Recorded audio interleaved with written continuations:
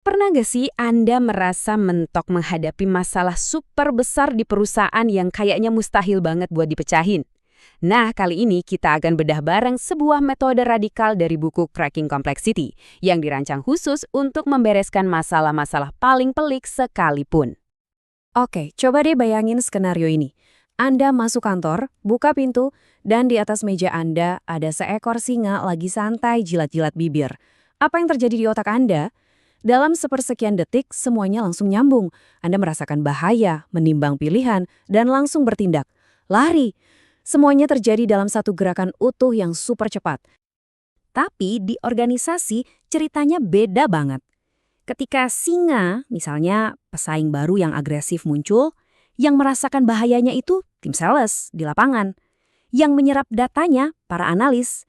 Yang mikirin strateginya, para manajer. Dan yang akhirnya bertindak, para eksekutif. Semuanya putus-putus. Inilah yang bikin organisasi geraknya lambat atau bahkan lumpuh total. Jadi, salahnya di mana dong? Ternyata biang keroknya seringkali karena kita salah pakai alat untuk masalah yang salah. Kita sering menyamakan masalah kompleks dengan masalah rumit, padahal keduanya ini beda banget. Gini deh bedanya, sesuatu yang rumit kayak ngebangun roket itu memang susah, tapi ada catak birunya, ada rumusnya, ada ahlinya. Tapi tantangan kompleks seperti membangun pernikahan yang bahagia atau mendisrupsi satu industri, itu sama sekali nggak bisa ditebak. Nggak ada buku panduannya, nggak ada resep pastinya. Nah, coba deh kita refleksi sebentar. Masalah terbesar yang lagi Anda hadapi sekarang, itu masuk kategori mana? Apakah kayak benerin mobil yang solusinya udah pasti? Atau lebih kayak mendisrupsi industri, di mana jalannya aja kita nggak tahu? Nah, pendekatan tradisional kita buat memecahkan masalah itu ternyata dibangun di atas asumsi yang salah kaprah, sebuah mitos yang disebut mitos kelangkaan. Kita semua pasti familiar banget sama model ini. Ada masalah besar, kita bentuk tim kecil atau sewa konsultan. Mereka ini jadi pusat atau hub-nya. Terus, mereka wawancara semua orang lain, para jari-jarinya, buat ngumpulin info. Kedengerannya logis banget kan? Tapi disinilah jebakan fatalnya kalau kita berhadapan sama masalah yang kompleks. Coba bayangin betapa lambatnya proses kayak gini. Informasi dilempar ke atas, diolah, terus dilempar lagi ke bawah. Orang-orang yang justru paling paham masalah di lapangan nggak pernah ngobrol satu sama lain. Hasilnya, solusi yang dipaksain dari atas nggak ada yang merasa memiliki dan, ya, hampir pasti gagal dieksekusi. Dan disinilah momen pencerahannya. Masalahnya itu bukan karena kita kekurangan orang pintar. Sama sekali bukan.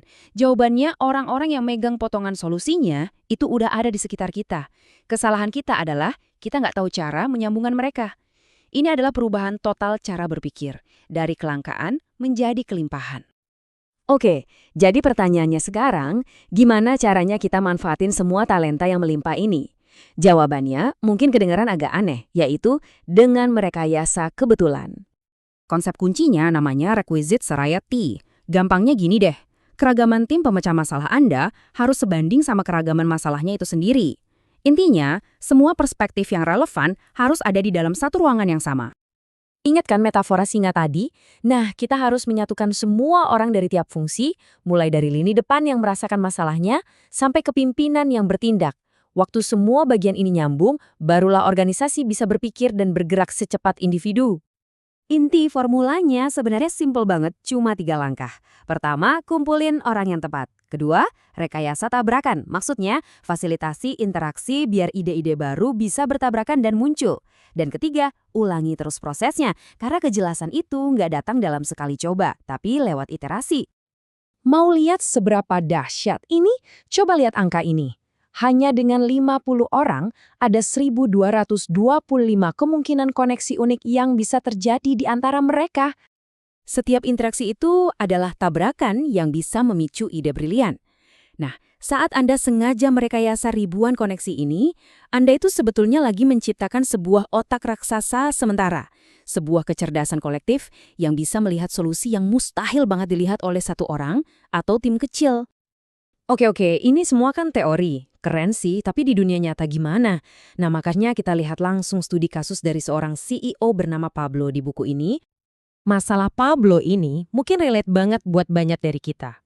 Perusahaannya masih cuan gede, tapi dia sadar betul. Mereka lagi jalan lurus menuju jurang ketidakrelevanan. Mereka terlalu lambat berinovasi. Pablo tahu dia terjebak. Jadi, daripada manggil konsultan lagi yang hasilnya gitu-gitu aja, Pablo nekat. Dia coba formula baru ini. Dia kumpulin 36 orang yang super beragam. Ada orang lama, orang dari perusahaan yang baru diakuisisi, bahkan dari suppliernya. Terus, dia kunci mereka semua di satu ruangan selama 3 hari. Hasilnya gila banget. Hanya dalam 3 hari, mereka berhasil mencapai sesuatu yang selama bertahun-tahun nggak bisa mereka capai. Mereka nemu arah yang jelas, dan yang paling penting, semua orang dari yang lama sampai yang baru merasa ini solusi kita bersama. Mereka siap bergerak. Nah, ini dia intinya. Cara kerja lama yang lurus-lurus aja udah nggak akan bisa mengejar laju perubahan dunia yang eksponensial. Kita butuh pendekatan yang bisa bikin kita melompat dalam pemahaman dan keselarasan dengan sangat cepat.